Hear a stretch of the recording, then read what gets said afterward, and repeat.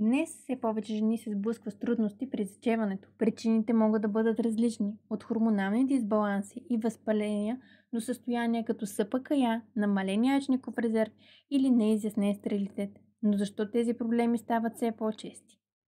Стресът, нездравословното хранене, липсата на движение и замърсената околна среда оказват огромно влияние върху женското репродуктивно здраве.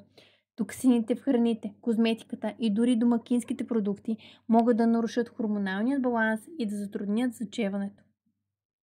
Състояния като СПКЯ, ендометриоза, възпаление на матката или тръбите и хормонални нарушения често остават недиагностицирани или не се лекуват правилно. Те могат да намалят шансовете за успешна овулация, имплантация и задържане на бременността. Много жени преминават през множество медицински процедури и лечения, които често са скъпи, изтощителни и не винаги успешни. Това може да доведе до разочарование и усещане за безизходица. Въпреки напредъка на медицината, често се пренебрегва важността на цялостното здраве на организма. Репродуктивността не е изолирано нещо, то зависи от баланса на целия организъм. Трудностите с зачеването не са само физически, те са емоционални.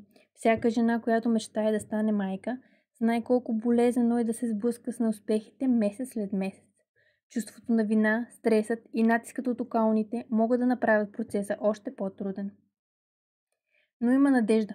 Въпреки всички тези предизвикателства, женското тяло има невероятната способност да се възстановява и регенерира и физически, и емоционално.